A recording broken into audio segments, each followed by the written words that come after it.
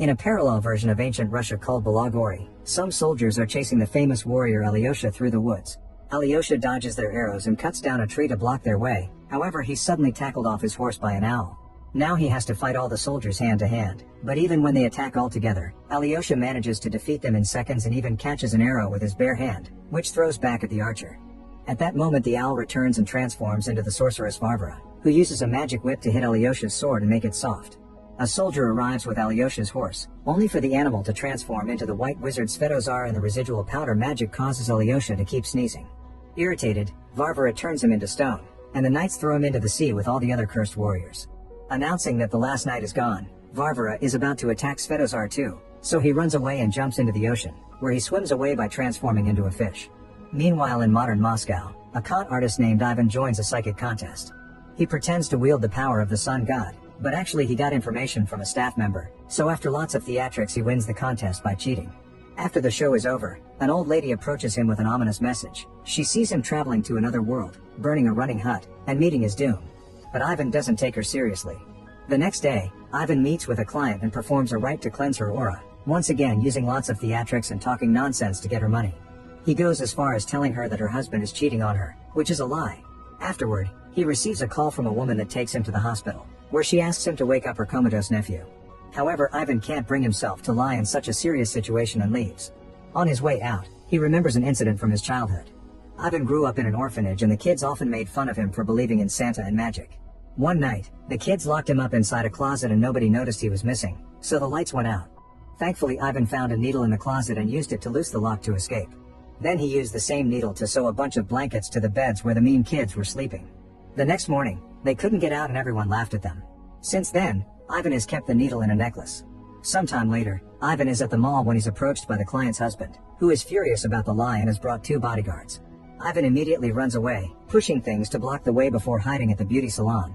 The bodyguards almost catch up to him, so Ivan runs into the locker room to make it to the pool, where he goes down a water slide. However, instead of landing in a pool, he finds himself in Balagori. Confused, Ivan looks inside the tree he came from and gets startled by Svetozar, who starts following him around. Getting annoyed, Ivan grabs a stick to hit him, but Svetozar transforms it into a full tree and even gives Ivan his very own tail. The wizard explains he brought Ivan here because he's the son of Muromets, a legendary warrior from Russian myths. Long time ago, Ivan's parents asked Svetozar to hide Ivan in another world, but now he had to bring him back because he's their only hope. At that moment they hear a noise, so Svetozar gives Ivan his father's ring before an arrow hits him and he disintegrates. Soon Ivan is surrounded by a bunch of soldiers, so he mentions that he's the son of Muromets, but it doesn't stop the men from coming closer. Ivan tries to distract them with theatrics and then runs, only to hit his head on a branch and get caught. Meanwhile in the castle, Prince Dobrynya is showing off his weapon skills at a party when the knights come in with Ivan, explaining he's Muromets' son. Noticing Ivan's ring, Dobrynya believes him and welcomes him warmly. At that moment Varvara shows up, revealing she's married the prince. She points out that Ivan must be tired and pretends to take him to a bedchamber, but actually she orders the guards to throw him in the dungeon and chain him up. Ivan looks around and discovers that in the neighboring cell there's a frozen man called Kache, whose body has been cut up into multiple pieces. He knows who Ivan is and assures him that all this is real, but Ivan remembers he pushed a guy out of the way when he jumped into the pool and wonders if he's the real Muromets' son. Kache explains that the only way for Ivan to go home is to find the magic sword, and proceeds to share a story. Long ago, there was a powerful wizard with an eager apprentice. The wizard decided to become immortal, so he had to put a magic crystal into the magic sword during a solar eclipse to achieve it. However, the apprentice got jealous and killed the wizard before claiming immortality for himself. When his soul was put into the crystal, his death was also forged in it, and that day eternal darkness fell upon this world. That apprentice turns out to be Kache himself, who ruled the kingdom for 1,000 years until a group of warriors took the sword from him to defeat him and separated the crystal from it to make it lose power. They also put a spell on the sword, and Muromets hid it away.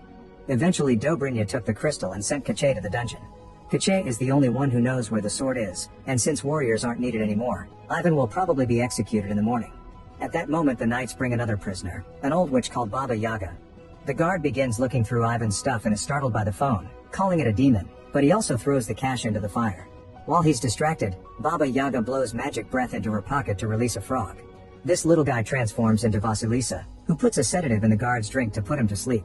Then she frees Baba Yaga and together both women release Kache, breaking all the ice so he can put his limbs back together. Baba Yaga really turned herself in as part of her plan to free him. When the trio is about to leave, Ivan convinces them to take him with them. On their way out, Ivan gets back all his things, but he accidentally pushes the guard and causes the emergency bell to ring. A bunch of soldiers soon show up, so Vasilisa and Kache start fighting them. Vasilisa moves with great speed and skill to knock them down, but Kache doesn't bother to move much because getting stabbed doesn't kill him. He even throws his arm at a guard to grab his face and then knocks him out with a bowl. Vasilisa gets grabbed by the neck and Ivan thinks of helping, but Baba Yaga spits acid at the guy's face, so when Ivan throws a bag, she hits Vasilisa instead. At least this allows her to finally finish the man. Then the guard wakes up and goes after Ivan, who takes a picture of him with his phone and tells him he's got his soul. The guard freezes, so Ivan takes the chance to lock him up in the cell, only for the guard to pull at his tail and take it off. The group successfully makes it outside and escapes in Baba Yaga's hut, which can run on chicken legs. The soldiers follow them and shoot arrows at them, causing Ivan to almost fall but getting saved by Kache. The soldiers then try to block the bridge, but Baba Yaga just feeds more fire to the hut and they start going faster until the hut jumps over the outer wall. The chase continues in the forest as Varvara joins the soldiers by transforming into an owl, but Baba Yaga sees her and attacks her by sending a pot through the chimney. Varvara falls and the knights rush to help her, so the group escapes safely. The next morning, the house settles down in the middle of the forest, so Baba Yaga comes out floating in a big bucket. She asks Ivan to get her cauldron from the hut, but when he uses his lighter for better visibility, he accidentally starts a fire that only gets worse when he tries to stop it. He quickly warns the others, so Baba Yaga and Vasilisa come to save everything they can before the house runs away. This reminds Ivan of the prophecy the old lady told him in the city, and he wonders if he'll really die here. A furious Baba Yaga assaults Ivan and threatens to eat him, but Kache stops her, explaining he's the only one who can find the magic sword. As they get ready to leave, Vasilisa gives Ivan a potion to counter any curse Baba Yaga may put on him. However, this is a prank, and when he drinks it, Ivan starts talking with strong sound waves that scare the birds and make Baba Yaga fall. Luckily, she quickly cures him from it. Afterward, the group starts heading to the White Mountains, where the magic sword is hidden. During the trip, Ivan takes lots of fun selfies together, but he also encounters weird flowers that try to capture him until Kache cuts them off. The group bonds and has a good time together, unaware that Varvara and her men are following them. When they enter the forest, one of the soldiers steps onto a magical plant and moss takes over his body until plants are growing out of it. Sometime later, the group stops at a swamp where a merman lives because they need to ask for safe passage through the Death River. Vasilisa sits near the swamp as bait, but when Vadianoi shows interest in her, his friend Lobster tells him that she's just a frog. Furious, Vadianoi attacks Vasilisa, so Ivan and Kache come to save her and negotiate. However, Baba Yaga knows it won't work, so she eats a magical apple to make her body appear to be younger. Vadianoi falls for Baba Yaga's flirting and accepts to guide the group, but first they need to fill Yaga's bucket with water for him. Shortly after the group leaves, Varvara arrives at the swamp and uses her magic to get information from the lobster. Then she shoots a magic arrow toward the palace, where it hits a guard and allows Varvara to possess him to give Dobrynya an update. Back to the group, they use Kache's arm as a hook to climb a hill, and after lots of walking, they enter a cave where a giant lives. They sneak around quietly, but suddenly Ivan's alarm rings, alerting the giant of their presence. Korshai tries to negotiate, but the giant pushes him away and starts attacking the group. Everyone runs to hide, but Vadianoi's bucket falls and now he's lost his water, so they must help him quickly. Ivan watches the enemy and realizes that the giant is female, which gives him an idea. He puts down his phone with music playing, then he starts dancing and flirting with the giant, who is very flattered and dances along. The rest of the group uses the chance to escape, and Ivan finishes the dance by gifting the giant flowers before joining the others. Moments later, they finally reach the Death River, which is full of piranhas. Vadianoi dives in to try to assert his dominance, only to emerge with the piranhas biting him. Since he's been gone for years, the river doesn't listen to him anymore. An argument ensues over how they're going to proceed, and things are so tense they almost get violent, but Ivan calms them down. Vasilisa has lost all hope and leaves, so Kache explains to Ivan her issue. Some time ago, Varvara and Dobrynya were passing through Vasilisa's village, and when Dobrynya took interest in her, Varvara got so jealous that she cursed Vasilisa and her family into becoming frogs. She can only take human form now thanks to Baba Yaga, but they'll need the sword to save her family. Ivan goes after Vasilisa and hands her a cute little rabbit to make her smile. However, Vasilisa notices the bunny's eyes glowing blue and quickly tosses it away. When she's about to kill it, the rabbit transforms into Varvara and tries to attack them with a magic sword. The duo dodges just in time and runs back to alert the others, but soon the soldiers surround them, so the group jumps into a well to escape. Baba Yaga starts a fire before jumping too, blocking the entrance behind her. In the water, Yaga loses the transformation and Vadianoi feels betrayed. However, the soldiers are trying to break the entrance to catch them, so Vadianoi agrees to keep on helping them. There's a tunnel in the bottom of the well that they can use, so Vadianoi drinks all the water until the humans land on the floor. Then the group pushes away a rock to escape through the tunnel, but Vadianoi stays behind to block the hole. At that moment, Varvara gets into the well too, and after Vadianoi spits water at her, she transforms him into stone. This causes all the water to leave his body and shoot Varvara out of the well. Moments later, the group comes out of the tunnel and takes a path through the mountains. When Baba Yaga sneezes, she causes a rock to fall, so Ivan jumps on Kache to push him out of the way just in time. Kache thinks this is silly because he's immortal, but a second rock falls and crushes him, so now they have to help him out. In the evening, they stop to rest, and Ivan gives Vasilisa his needle necklace. The next morning, Ivan wakes up first and gets captured by Varvara, whose soldiers soon surround the group. Varvara then uses her magic whip to throw Kache around, but when she tries to hurt Vasilisa too, she dodges it and accidentally falls off the cliff. The soldiers assume she died and leave with their new prisoners, but actually Ivan's necklace got stuck on a rock and now Vasilisa is holding onto it in her frog form. Ivan hears her croak and guesses the truth. After lots of traveling, Varvara takes the group to the White Mountains, where a bunch of weapons have been on the ground since the old days of war. Varvara orders Ivan to find the magic sword, so he looks around and picks one at random, only for the sword to break in his hand. He tries to run away, but Varvara corners with hits of her whip. Terrified, Ivan picks up another random sword and to everyone's shock, this one is the real deal. He immediately destroys Varvara's whip and sends her flying, accidentally cutting a rock in the process. Then he forces the soldiers to surrender before freeing his friends and giving the sword to Kache. At that moment Dobrynya arrives and reveals that he's been working with Varvara all along. In fact, the witch has the magic crystal, so Kache exchanges the sword for it to get his soul back, but the crystal turns out to be a fake. Suddenly Vasilisa comes out of hiding and tackles Dobrynya, giving Ivan the chance to push the guards and grab the sword. The enemy gets ready to fight and Vasilisa tells Ivan to help, but instead Ivan opens a portal with the sword and returns to his own world. Furious, Vasilisa throws his necklace at him. In Moscow, Ivan lands in a cafe but plays it cool.